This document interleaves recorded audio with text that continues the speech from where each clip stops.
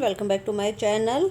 आज हम बात करेंगे, हमने अपनी लास्ट क्लास में क्या बात की थी। लास्ट क्लास में हमने एक बेसिक इंट्रोडक्शन देखा था हमारा ह्यूमन डेवलपमेंट का होता क्या है। ठीक है, इसमें दो चीज़ें और मिसिंग थी जो जिसके नोट्स नहीं है, तो मैं ऐसे आपको बता देती हूँ। एक तो ह्यूमन डेवलपमेंट के कुछ इशूज़ हैं। ठीक है, तो उस इशूज़ में एक इशू है कंटिन्यूअस वर्सेस डिसकंटिन्यूअस। ठीक है, कंटिन्यूअस वर्सेस डिसकंटिन्यूअस। ठीक है, यानी कि कुछ लोग ये मानते हैं कि जो डेवलपमेंट है आपका वो कंटिन्यूसली चलता है, मतलब वो कहीं भी रुकता नहीं है, लगातार चलता रहता है, ऊपर की तरफ चलता है। ठीक है, डिसकंटिन्यूअस वाले ये मानते हैं कि आपका जो डेवलपमेंट है चलता है, आता है, रुकता है, ख़त्म होता है, फिर नया डेवलपमेंट आता है।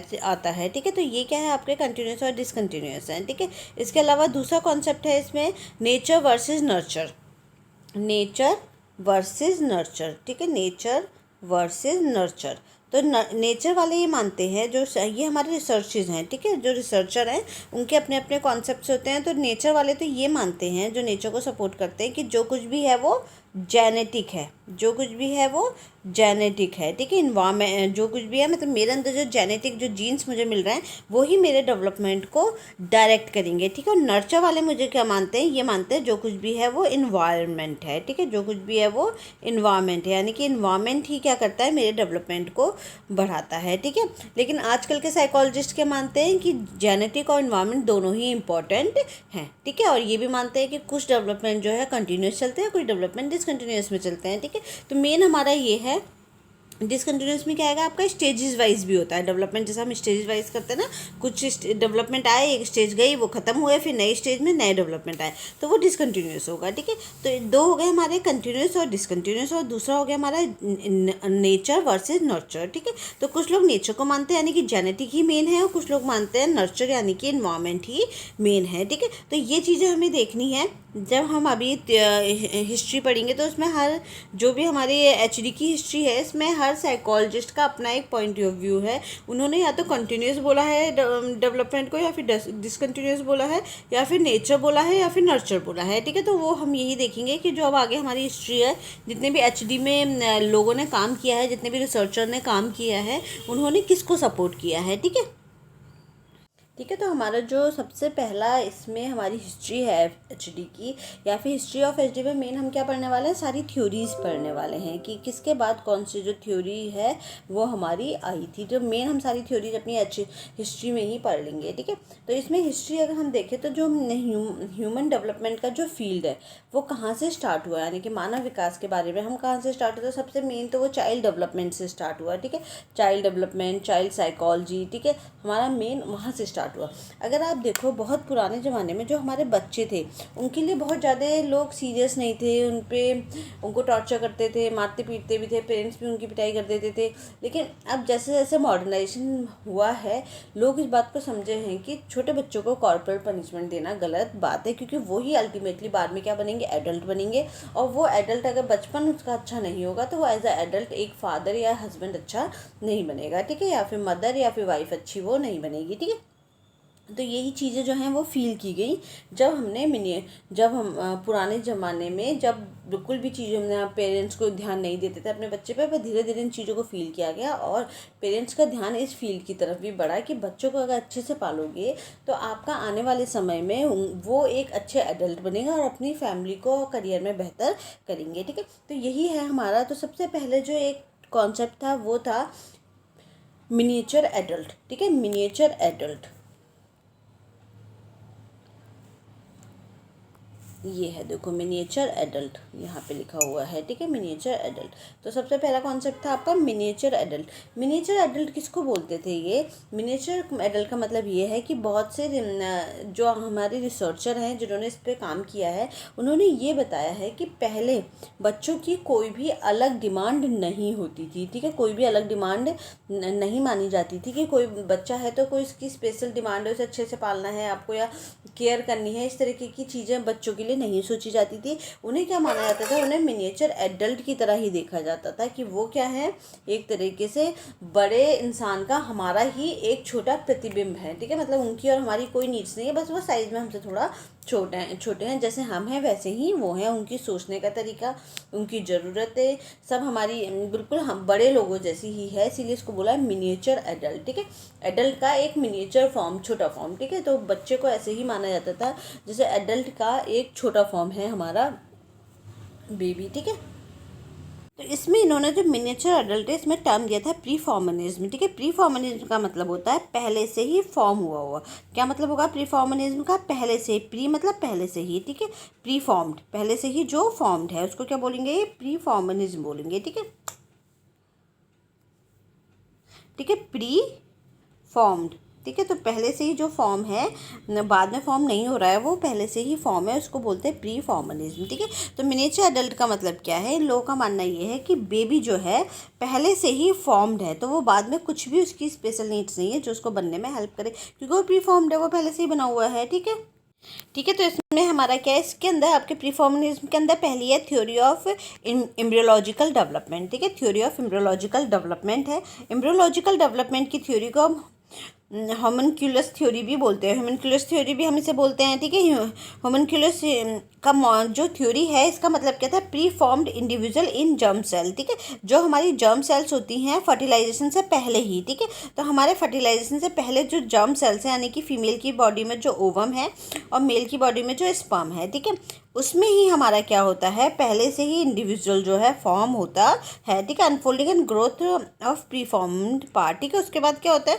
सिर्फ जो ग्रोथ है वो बढ़ती है आपकी। ठीक है, आपके पार्ट जो पहले से ही बने हुए हैं वो आपके और बढ़ेंगे, बस ये आपका होता है, ग्रोथ होती है उनके और अनफोल्ड होते हैं प्री फॉर्म्ड पार्ट्स। ठीक है, तो क्या कह रहा है एम्ब्रियोलॉजिकल डेवलपमेंट वाले? इनके अंदर जो हमारी ह्यूमनक्यूलस थ्योरी है, ह्यूमनक्यूलस थ्योरी में क्या बोला जा रहा है कि जो भी व्यक्ति है वो आपकी जर्म सेल में, ठीक है, फर्टिलाइजेशन नहीं हुआ है, कॉन्सेप्शन नहीं हुआ है, जर्म सेल आपस में मिली नहीं है, मेल का स्पर्म और ओवम जो है वो आपस में मिला नहीं है। इनका मानना था मिलने से पहले ही स्पर्म में और ओवम में, ठीक है, आपका बेबी पहले से ही फॉर्म होता है, मिलने की उन्हें कोई भी ज़रूरत नहीं है। ठीक है, तो ऐसा मानते थे ये एम्ब्रियोलॉजिकल डेवलपमेंट वाले। ठीक है, अब इसमें होमिनक्यूलस के दो मॉडल थे। ठीक है, एक था ओविस मॉडल, एक था स्पर्मिज मॉडल। ठीक है, तो ओविस मॉडल वाले तो ये मानते थे कि प्रीफॉर्म पार्ट जो है वो मैटरनल एग में पाया जाता है। ठीक है, no need of sperm for fertilization. Ovist model वाले ही मानते थे कि जो कुछ भी है बेबी जो बना हुआ है वो ओवम में बना हुआ है, तो उसे स्पर्म की कोई भी ज़रूरत नहीं है। जबकि स्पर्मिज मॉडल वाले ये मानते थे कि स्पर्म के हेड के अंदर जो है प्री फॉर्म पार्ट पाया जाता है, तो उसे ओवम की कोई ज़रूरत नहीं है। स्पर्मिज मॉडल वाले ये मानते थे कि जो कुछ भी है, जो बेबी है वो किसमें? आपके स्पर्म में है, उन्हें कोई भी फर्टिलाइजेशन के लिए ओवम की ज़रूरत नहीं है। ठीक है, तो ये आपके क्या हो गया? Theory of embryological. सबसे पहला मिनिएचर एडल्ट है। मिनिएचर एडल्ट का कॉन्सेप्ट क्या है? जो बेबी है वो हमारे जैसे ही है, बस हमारा एक छोटा फॉर्म है, उनको कोई भी स्पेशल नीड्स ज़रूरत उनकी नहीं है, नहीं थी, ये मानते थे आपके मिनिएचर एडल्ट। बहुत पुरानी थ्योरी है ये। ठीक है, तो ये लोग मानते थे, जिसमें इन्होंने प्रीफॉर्मनिज्म का कॉन्सेप्ट दिया था। प्रीफॉर्मनिज्म का कॉन्सेप्ट क्या है? पहले से ही आपका जो बेबी है वो फॉर्म्ड है, बाद में सिर्फ उसका क्या हो रहा है? साइज बढ़ रहा है। ठीक है, पहले से स्पर्म के अंदर ही क्या है? आपका बेबी बना हुआ है, बाद में क्या है? आपका सिर्फ साइज बन रहा है। ठीक है, थ्योरी ऑफ एम्ब्रियोलॉजिकल डेवलपमेंट के अंदर आपका होम्यूनक्यूलस मॉडल है, थ्योरी है, इसी को होम्यूनक्यूलस थ्योरी भी बोलते हैं। इनका मतलब क्या था कि जो आपका इंडिविजुअल है, जो बेबी है, वो पहले से ही फुली फॉर्म्ड है। कहाँ? जर्म सेल में, फर्टिलाइजेशन के बिना ही। ठीक है, बिना फर्टिलाइजेशन की जो आपकी जर्म सेल है, फीमेल की बॉडी में जो ओवम है और मेल की बॉडी में जो स्पर्म है, उसके अंदर है बेबी। ठीक है, उनको फर्टिलाइजेशन की कोई भी ज़रूरत नहीं है। ठीक है, unfolding the growth of preformed part. और ये क्या होता है? जो इससे आपकी जो ग्रोथ है वो अपने आप ही अनफोल्ड होगी प्रीफॉर्म्ड पार्ट की। ठीक है, मतलब बच्चा पहले से ही प्रीफॉर्म्ड है और सिर्फ उसकी ग्रोथ हो रही है बाद में। ठीक है, वो बना हुआ तो पहले से ही है। ठीक है, अब इसके अंदर ह्यूमनक्यूलस के दो मॉडल्स है, एक है ओविस मॉडल और एक है स्पर्मिज मॉडल। ओविस मॉडल वाले मानते हैं कि जो प्रीफॉर्म पार्ट है वो मैटरनल एग में पाया जाता है, यानी कि फीमेल की बॉडी में जो ओवम है उसमें पहले से ही एग जो बेबी है वो फॉर्म है और उसे फर्टिलाइजेशन के लिए स्पर्म की कोई भी ज़रूरत नहीं है, ऐसा मानते थे ह्यूमनक्यूलस मॉडल वाले। स्पर्मिज मॉडल वाले ये मानते थे कि स्पर्म के हेड के अंदर प्रीफॉर्म पार्ट पाए जाते हैं, पहले से ही बेबी बना हुआ है। ठीक है, उसे ओवम की कोई ज़रूरत नहीं है फर्टिलाइजेशन के लिए। ठीक है, तो ऐसा पहले ज़माने की थ्योरी में ये वाली थ्योरी मानी जाती थी। ठीक है, देखो ये चीज़ें हमें जो रिसर्चर थे उन्हें कहाँ मिली, उन्हें पुराने ज़माने की पेंटिंग्स में, बुक्स में ये देखने को मिली हैं। ठीक है, जैसे आप ये देखोगे जो ये कॉन्सेप्ट बोला गया है, ये देखो ये है आपका, तो ये जो आपको अंदर बेबी दिखाई दे रहा है किसमें, आपके ओवम में, स्पर्म में। ठीक है, यहाँ क्या दिखाई दे रहा है, ओवम में दिखाई दे रहा है। ठीक है, तो ये प्री फॉर्मेटिव ये ओवम मॉडल है, ये स्पर्म मॉडल है। ठीक है, तो इस तरीके से ये आप देखोगे, ये देखो ये वाला। ठीक है, तो ये पहले माना जाता था जो आपका बेबी है वो कहाँ है, आपके एग में या स्पर्म में पहले से देखो बना हुआ है, इस तरीके से बैठा हुआ है बेबी। ये देखो ये बना हुआ है बेबी स्पर्म और ओवम में। बाद में आप क्या कर रहे हो, बाद में सिर्फ इसको ये जो है अपना साइज़ बढ़ा रहा है। ठीक है, मतलब पहले से पूरा बना हुआ है ये स्पर्म और ओवम के अंदर, और ये क्या कर रहा है, आपका साइज़ बढ़ रहा है इसका बाद में। ठीक है, ये चीज़ें कहाँ मिली हैं, जो जिन्होंने रिसर्च की है उन्हें पुरानी बुक्स में, पुरानी जो आपकी पेंटिंग्स होती है उन सब में मिली है, इसीलिए इनको उन्होंने इस पर ये वाला कॉन्सेप्ट दिया है। ठीक है, इसके अलावा अगर देखोगे आप तो पुरानी जो आपकी वो है पुराने ज़माने की जो पेंटिंग्स वगैरह है उसमें बच्चों को बिल्कुल ऐसे वेल ड्रेस दिखाया जाता था जैसे एडल्ट्स को वेल ड्रेस होते हैं। ठीक है, तो इसलिए लोगों का मानना ये है कि पहले ज़माने में बच्चे जो है क्या मानते थे, बच्चों को ये माना जाता था कि वो उनकी कोई भी स्पेशल नीड्स नहीं है, वो बिल्कुल जैसे बड़े लोग हैं वैसे ही बच्चों को ट्रीट किया जाता था। तो ये बहुत पुरानी कॉन्सेप्ट्स की है, इसका कोई बहुत ज़्यादा वैलिड प्रूफ नहीं है, बस लोगों ने पुरानी रिसर्चेज और पुरानी बुक्स में देखा है ये, तो उसी पर उन्होंने अपनी थ्योरी निकाल दी है। देखो जैसे ये वाली पेंटिंग्स आपको दिखाई दे रही है ना, तो पहले बच्चों को बिल्कुल इस तरीके से, पुरानी पेंटिंग्स में बच्चों को इस तरीके के वेल ड्रेस वगैरह दिखाया जाता था।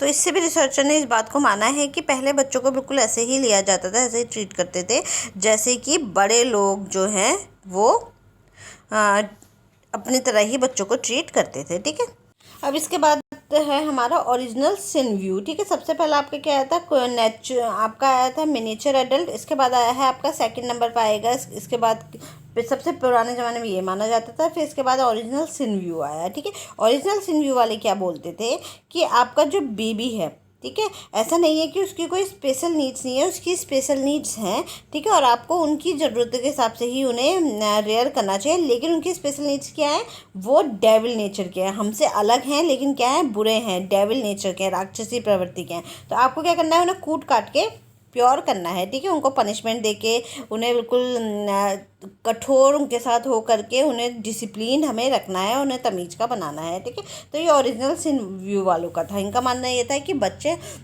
बड़ों से अलग, तो जैसे मिनिएचर वालों ने तो बोलता है कि बिल्कुल बड़ों की तरह ही, जैसे हम हैं वैसे ही बच्चे हैं, लेकिन ओरिजिनल सिन वालों ने बोला कि नहीं, हमसे तो अलग हैं, लेकिन वो कैसे अलग हैं, वो बुरे हैं, वो राक्षसी प्रवृत्ति के हैं। तो आपको क्या करना है, उन्हें मारना है, पीटना है, कॉर्पोरल पनिशमेंट देना है, और हार्श पनिशमेंट के थ्रू से क्या करना है, उन बच्चों पर डिसिप्लिन और कंट्रोल करना है। ठीक है, ऐसा ओरिजिनल सिन व्यू वाले ने बोला था। इस समय बहुत सारे जो रिसर्चर थे और जो आपके ये चर्च वगैरह में जो पादरी थे वो इसी तरीके की डिसिप्लिन को फॉलो करने को बोलते थे, लेकिन पेरेंट्स अपने बच्चों को इतना डिसिप्लिन नहीं कर पाते थे क्योंकि अपने बच्चों को कोई इतना मान नहीं सकता है। ठीक है, तो ये ओरिजिनल सिन व्यू उस समय आया था, मतलब कि डेविल नेचर के होते हैं बच्चे और उन्हें क्या करना है, हमें क्या करना है, प्योर करना है। ठीक है, यानी कि उन्हें प्योर किसके थ्रू करोगे, आप पनिशमेंट के थ्रू करोगे। ठीक है, उन्हें डिसिप्लिन सिखाओगे, अगर उन्होंने कोई गलती की उन्होंने तो हार्श पनिशमेंट उन्हें देना है, चाहे कितना भी छोटा बच्चा हो। ठीक है, तो ये ओरिजिनल सिन व्यू आया। ठीक है, अब यहाँ तक तो सब पुराने ज़माने की बातें हैं, बहुत पुराने ज़माने की बातें हैं ये। अब जो है हमारा ये एंशियंट पीरियड की बातें हैं ये सारी। ठीक है, अब जो आया थोड़ा थोड़ा हमारे जो साइकोलॉजी है, जो लोगों के बच्चों को देखने का एक हमारा पॉइंट ऑफ व्यू है, वो हमारा थोड़ा बदलने लगा। फिर आया जॉन लॉक। ठीक है, कई बार एग्जाम में आते हैं जॉन लॉक, बहुत इंपॉर्टेंट है ये। जॉन लॉक कहते हैं को क्या बोलते हैं, फादर ऑफ इन्वायरमेंटलिज्म थ्योरी बोलते हैं। ठीक है, क्यों, क्योंकि इन्होंने क्या बोला था, इन्होंने ये बोला था कि जो हमारा फादर ऑफ इन्वायरमेंटलिज्म थ्योरी है हमारा, तो इन्होंने बोला था कि बच्चा पैदाइशी कुछ नहीं लेके आता, वो जो कुछ भी सीखता है अपने इन्वायरमेंट से सीखता है। ये पहले व्यक्ति थे जिन्होंने इन्वायरमेंट पे फोकस किया था कि जिस माहौल में बच्चा रहेगा, अगर घर में ऐसा व्यवहार हो रहा है कि घर में लड़ाई झगड़ा मारपीट हो रही है, तो बच्चा डेविल नेचर का अपने आप ही हो जाएगा। ठीक है, तो वो क्या है, आपका बच्चा जो है इन्वायरमेंट से, आपके इन्वायरमेंटलिज्म थ्योरी, इन्वायरमेंट से इन्फ्लुएंस होता है, जो उसके आसपास होगा वो उसी से सीखेगा। ठीक है, इन्होंने क्या बोलता है कि बच्चा क्या है, हमारा ब्लैंक स्लेट या वैक्स टैबलेट की तरह पैदा होता है, ठीक है, जिसे इन्होंने बोलता है टैबुला रासा। कई बार एग्जाम में आता है जॉन लॉक के साथ मैच करने के लिए टैबुला रासा बताया था इन्होंने बच्चों को। टैबुला रासा क्या है, लैटिन और रोमन का वर्ड है ये, ठीक है, तो लैटिन और रोमन का वर्ड है ये टैबुला रासा। और इसको क्या बोला गया था, ये आपका ब्लैंक स्लेट और वैक्स टैबलेट को हम टैबुला रासा बोलते हैं लैटिन में, ठीक है। तो लैटिन वर्ड में हम टैबुला रासा किसको बोलते हैं, जो आपकी खाली स्लेट होती है ना, जैसे ब्लैक बोर्ड बिल्कुल ब्लैंक होता है, आप उसमें जो चाहे वो लिख सकते हो। खाली तख्ती आती थी पहले, वैक्स टैबलेट्स आती है, वैक्स टैबलेट ना मोम की कुछ टैबलेट्स होती थी, उससे बच्चे पहले उससे लिखना सीखते थे, ठीक है।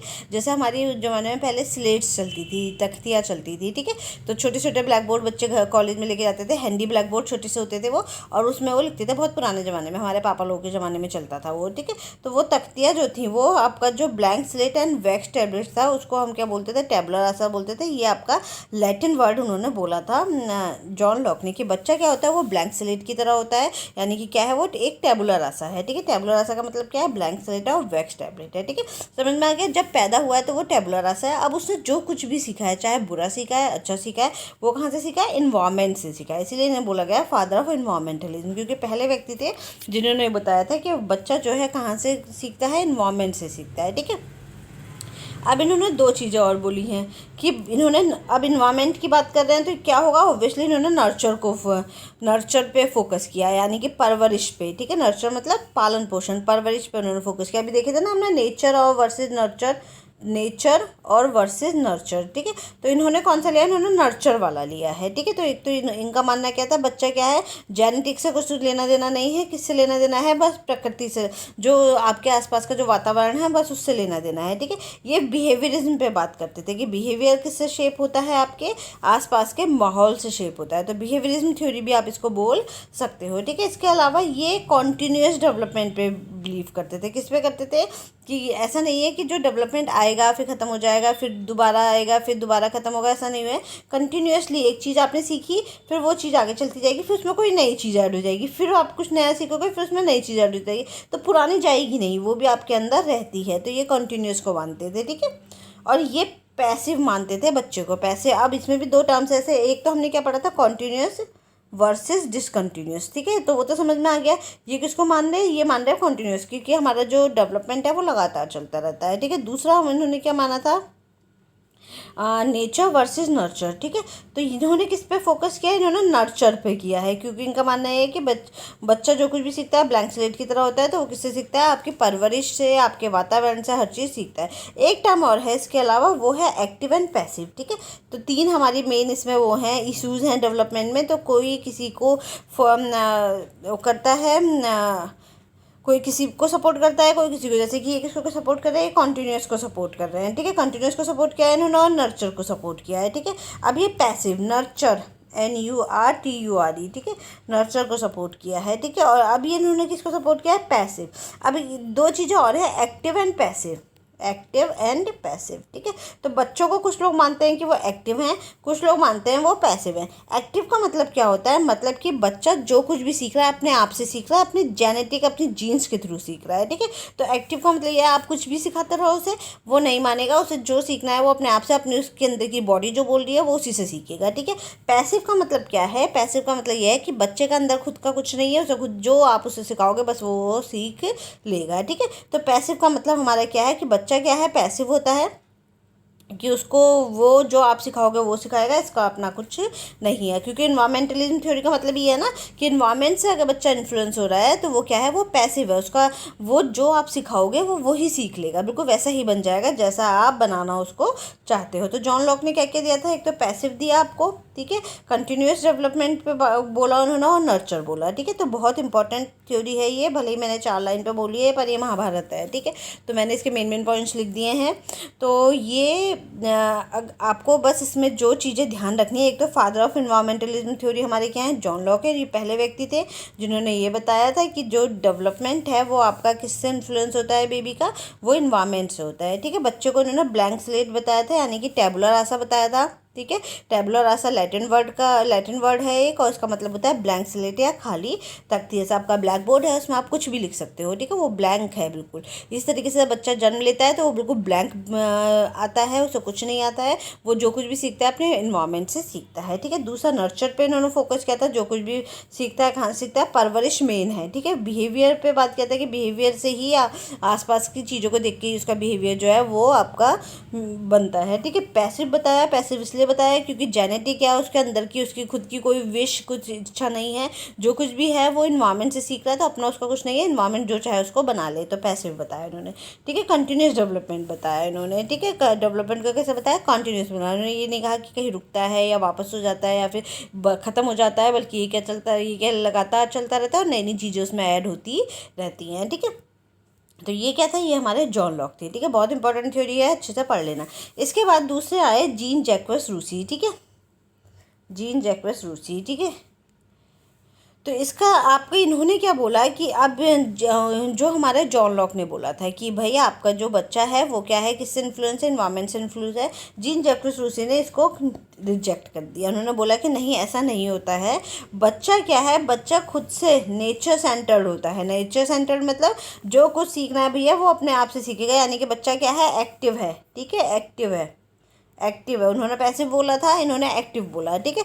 इन्होंने बोला कि जो कुछ सीखना है भैया वो खुद से सीखेगा, तुम कुछ भी कहते रहो, कैसा ही माहौल देते रहो, उसे नहीं सीखना तो वो नहीं सीखेगा, ठीक है। उसे जैसा बनना है वो खुद ही बनेगा, खुद ही डिसाइड करेगा उसे क्या बनना है, चाहे आप कैसा भी उसको माहौल दे दो, ठीक है। तो ये क्या है, जीन जैक्विस रूसी ने बोला था कि ये बच्चे क्या होते हैं, नोबल सैवेजेस होते हैं। ये आता है एग्जाम में कि नोबल सैवेजेस का जो इन्वेंट है वो किसने किया है, ठीक है। नोबल सैवेजेस का इन्वेंशन किसने किया है, ठीक है। तो नोबल सैवेजेस मानते हैं बच्चे को, ठीक है। नोबल सैवेजेस का मतलब होता है कि जो बच्चा है उसमें खुद से ही सही और गलत को डिसाइड करने की एक एबिलिटी होती है, ठीक है। वो खुद से ही डिसाइड कर लेता है कि क्या गलत है और क्या सही है, उसके अंदर ये इनबॉर्न एबिलिटी होती है, ठीक है। तो ये क्या है, ये आपका चाइल्ड सेंटर्ड नोबल सैवेजेस का है, ठीक है। ये चाइल्ड सेंटर्ड फिलॉसफी थी। चाइल्ड सेंटर्ड फिलॉसफी का मतलब क्या है कि चाइल्ड सेंटर्ड फिलॉसफी का मतलब ये है, इसमें मेन किसको फोकस किया था, जैसे जॉन लॉक ने तो इन्वायरमेंट पर फोकस किया था कि इन्वायरमेंट चाहता है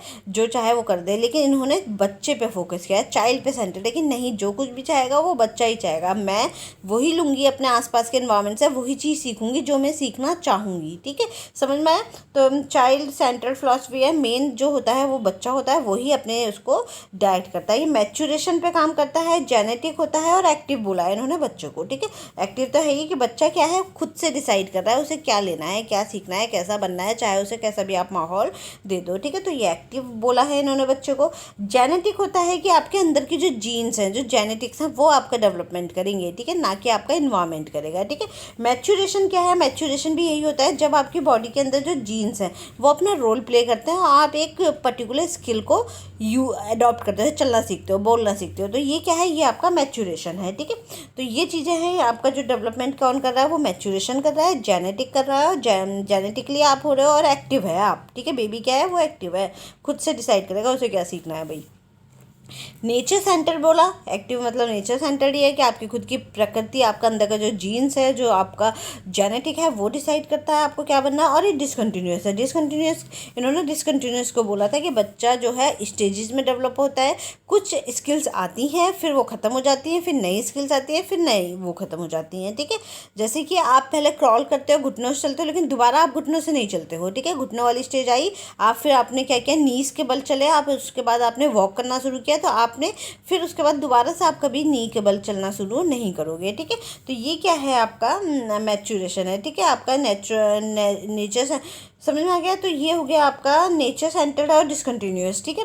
child has knowledge about right and wrong, ठीक है। चाइल्ड के बच्चे के अंदर कुछ एक इनबॉर्न नॉलेज होती है, एक वो डिसीजन ले सकता है कि क्या गलत है और क्या सही है, इसीलिए उसको क्या बोला गया, नोबल सैवेजेस बोला गया है। नोबल सैवेजेस का मतलब ये है कि बच्चा खुद से ही इतना अच्छा होता है कि उसे खुद ही पता है क्या सही है और क्या गलत है। आपने देखा होगा छोटे बच्चों का ना दिमाग बहुत तेज होता है, उन्हें पता है कि क्या चीज़ उन्हें हार्म कर देगी और क्या चीज़ उनको हार्म नहीं करेगी, ठीक है। कभी आप देखना किसी छोटे बच्चे को तेज़ मिर्च की चटनी खिलाना, वो नहीं खाएगा, उसे वो हंसेगा बल्कि तुम पे, ठीक है। तो क्यों? क्योंकि उसे खुद से ही बताया कि भाई इसे खा के मुझे मिर्ची लगेगी। तो जनरली बच्चों का दिमाग बहुत तेज़ होता है, वो राइट एंड रॉन्ग का खुद से ही डिसाइड कर सकते हैं कि क्या उन्हें सही है, क्या उनके लिए गलत है, ठीक है। फिर है आपका, इन्होंने बोली थी कि स्टेजेस हमारी कितनी होती हैं, इन्फेंसी के बाद अर्ली चाइल्डहुड आएगी, फिर लेट चाइल्डहुड आएगा, और फिर एडोलसेंस आती है। इनके हिसाब से 4 स्टेजेस हमारी होती हैं, ठीक है। तो ये हमारे जीन जैक्वस रूसी होते हैं, ठीक है। तो समझ में आ गया जीन जैक्वस रूसी का क्या था सबसे पहला। और इन्होंने एक ना इमेजिनरी चाइल्ड भी बनाई थी, जिसको एमिली बोलते हैं, ठीक है, एमिली बोलते हैं, ठीक है।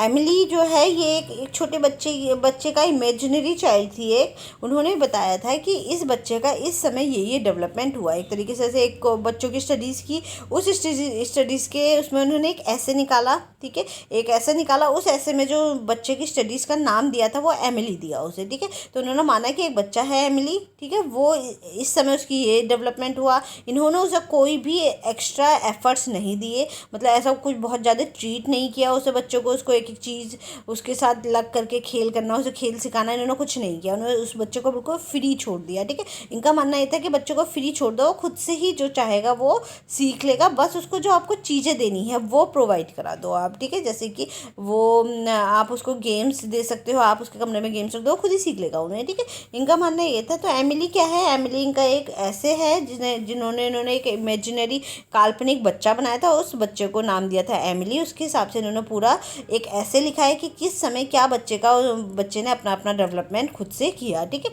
ये इन्नेट गुडनेस व्यू है, ठीक है। इन्नेट गुडनेस व्यू का मतलब क्या है कि बच्चा अपने अंदर से ही बहुत अच्छा है, ठीक है, उसे कुछ करने की ज़रूरत नहीं, उसे कुछ सिखाने की ज़रूरत नहीं है। बल्कि आप अगर उसको कुछ सिखा रहे हो तो इसका मतलब ये है कि आप उसका डेवलपमेंट जो है ना वो और भी ज़्यादा हार्म कर रहे हो। जैसे कि कोई पेटल है, रोज़ की पेटल है, वो अपने आप से ही खिलती है, लेकिन अगर आप उसे खिलने में हेल्प करने लगो, ठीक है, तो क्या होगा, वो रोज़ जो है वो डैमेज हो जाएगा, ठीक है। इसी तरीके से उन्होंने बोला कि बच्चों को किसी भी तरीके की हेल्प की ज़रूरत नहीं है, उसे खुद से करने दो आप जो भी वो कर रहा है, ठीक है, खुद से खिलने दो। तो इससे क्या होगा, खुद से वो खिलेगा तो वो जितने भी चीज़ें हैं, जो भी हार्मफुल चीज़ें हैं, वो जो भी चीज़ें हैं वो खुद से सीखेगा, तो उसका डेवलपमेंट और भी अच्छे से होगा। बस आपको उसको थोड़ा सा ऐसे कि कोई ऐसी चीज़ ना रहो रूम में कि उसे नुकसान हो जाए, चोट लग जाए, तो ये चीज़ें आपको बस अवॉइड करनी है रूम्स में। बाकी वो खुद से ही नॉबल सैवेजेस है, नेट गुडनेस व्यू है इसका एमिली का, ठीक है। तो वो खुद से ही इतना बढ़िया सीख लेगा कि और 4 चीज़ें वो आपको सिखा देगा, ठीक है। तो इनका मानना ये था जीन जैक्वस रूसी का कि अगर आप उसको सिखा रहे हो,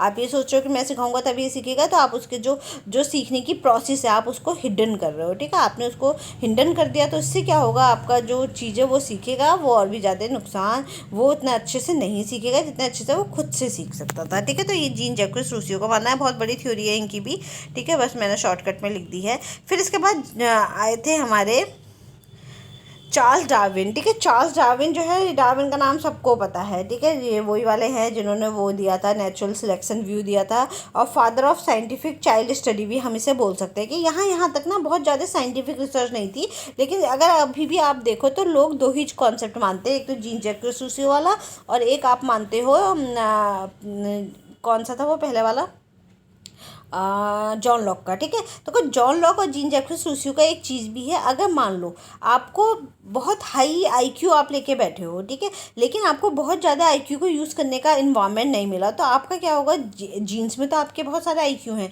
तो आपका आईक्यू आप उतना यूज़ नहीं कर पाओगे, ठीक है। अब इसके साथ क्या है, इसीलिए तो आईएएस का बच्चा आईएएस बन जाता है ना, क्योंकि तो उसके पास आईक्यू है, दूसरा उसको इन्वायरमेंट भी ऐसा ही मिलेगा, ठीक है। और इसीलिए हमारे जो बहुत गरीब फैमिली है उनमें से 1-2 ही बच्चे निकल पाते हैं आगे तक, जबकि हर हायर क्लास का बच्चा हायर क्लास निकल जाएगा। उसका रीज़न है क्योंकि इन्वायरमेंट भी है और आईक्यू भी है, और जबकि जो हमारे गरीब बच्चे हैं उनके पास आईक्यू तो है लेकिन इन्वायरमेंट नहीं है। तो ये रीज़न आप इसमें देख सकते हो कि आप देखोगे तो दोनों ही चीज़ें इंपॉर्टेंट है। अगर एक चीज़ मिलेगी तो आप दूसरे से आपका डेवलपमेंट जो है वो कम हो जाएगा। आज के पॉइंट ऑफ व्यू से हम ये मानते हैं, लेकिन इनके हिसाब से जैसे जॉन लॉक ने बोला था कि सब कुछ क्या है, बस इन्वायरमेंट है, और जीन जैक्वस रूसो ने बोला था कि सब कुछ क्या है, जेनेटिक है, ठीक है। ऐसा नहीं है, दोनों ही चीज़ें अपने आप में इंपॉर्टेंट हैं, ठीक है।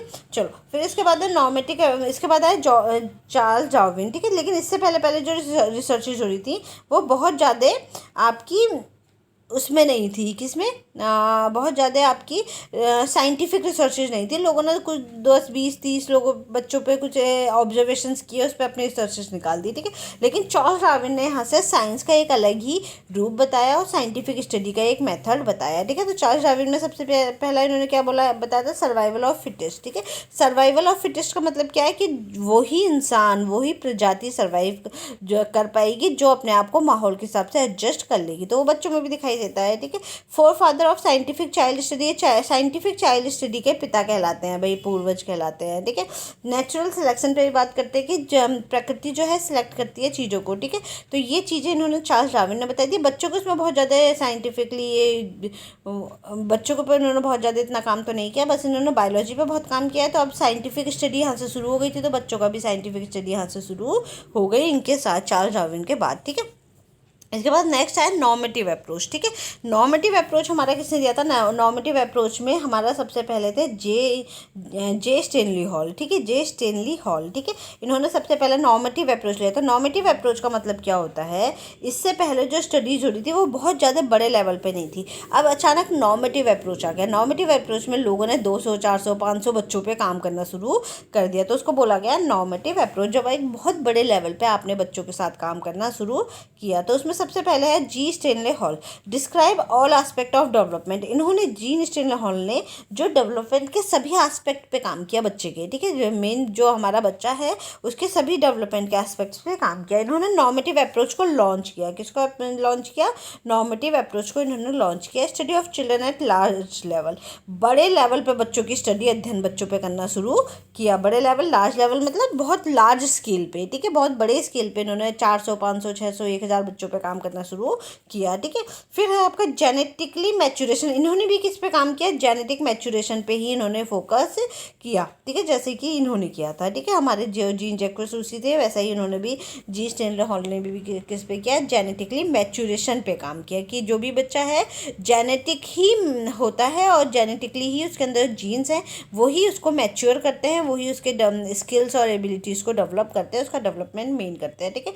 Father of child study movement कहा जाता है जी स्टेनले हॉल को। ये एग्जाम में आया हुआ क्वेश्चन है, अभी 2 3 साल पहले के क्वेश्चन में मैंने देखा था, उन्होंने पूछा था कि किसको हम जी स्टेनले हॉल, किसको हम चाइल्ड स्टडी मूवमेंट का फादर बोलते हैं। नॉर्मेटिव अप्रोच किसने लॉन्च किया? तो किसने किया? हमारे जी स्टेनले हॉल ने की है, ठीक है। इन्हें चाइल्ड स्टडी मूवमेंट, क्योंकि इससे पहले हो रही थी स्टडीज पर बहुत ज़्यादा एकदम से ना बाढ़ सी नहीं आई थी, लेकिन जी स्टेनले हॉल ने तो मूवमेंट सा चला दिया कि बच्चों पर इतनी स्टडीज़ होने लगी, लोग बताने लगे कि भाई तुम्हारा बच्चा इतना क्रिमिनल क्यों हुआ है, क्योंकि किसी ना किसी कारणवश उसके बचपन में ऐसा है। आप देखोगे जिनकी मम्मियाँ अपने बच्चों को बहुत मारती हैं बचपन में, वो बड़े होकर अपनी बीवियों को मारते हैं, क्योंकि कहीं ना कहीं वो अपनी मम्मी का फ्रस्ट्रेशन अपनी बीवियों पे उतारते हैं। तो ये क्या है? ये आपका आपको क्या किस में पता चलेगा? जब आप उसकी स्टडी करोगे। तो बड़े लेवल पे जब स्टडी शुरू हो गई जी, तो ये क्या है? चाइल्ड स्टडी मूवमेंट यहाँ से स्टार्ट हुआ। आपको समझ में आने लग गया है कि किस जो भी आप बच्चों को दोगे भविष्य में वो ही आपको वापस मिलने वाला है, ठीक है। ऑटोमेटिकली फोल्ड होती हैं, ठीक है। इनका मानना है क्या था? जो भी आपका डेवलपमेंट है, जो स्किल है, वो खुद से क्या होगा? ऑटोमेटिकली फोल्ड होगा, ठीक है। क्लियर हुआ इतना? तो जो भी आपका डेवलपमेंट है, जो स्किल्स हैं, वो क्या होंगे? ऑटोमेटिकली अपने आप ही क्या होती है? अनफोल्ड होती हैं, ठीक है। जैसे आपका गुलाब है, रोज़ उसकी रोज़ की जो पेटल्स है वो खुद से खिलती हैं, ऐसे ही आपके अंदर की जितनी भी स्किल्स हैं, जो डेवलपमेंट है, वो खुद से हो जाएगा। जैसे जब आपका चलने का समय आएगा, आपकी बायोलॉजिकल रेडीनेस आएगी, तो आप खुद ही क्या हो जाओगे? मैच्योरेशन के थ्रू चलना शुरू कर दोगे, ठीक है। तो ये ऑटोमेटिकली अनफोल्ड होता है, इसमें आपको बहुत ज़्यादा ट्रेनिंग की ज़रूरत नहीं है। आप बस बच्चों को फ्री छोड़ो, उसे टोको मत, उसे रोको मत, वो खुद ही जो करना है वो कर लेगा, ठीक है। तो इसको ऑटोमेटिकली अनफोल्ड होना, जेनेटिक इन्फ्लुएंस, ये सब इसको बोला जाता है, ठीक है। इसके बाद आए थे गैसल, ठीक है। जो बात जी स्टेनले हॉल ने बोली है, गैसल ने भी इस पर पूरी रिसर्च की थी, और यही बात कि बच्चा क्या है? ऑटोमेटिकली अनफोल्ड होता है, जैसे कि आपका रोज़ का पेटल होता है। तो आपको उसको बिल्कुल भी कोई चीज़ सिखाने की कोशिश नहीं करनी है, वो खुद से सीखेगा। तो उसका अपना खुद का एक प्रोसेस जो है वो एक्टिवेट होगा, ठीक है।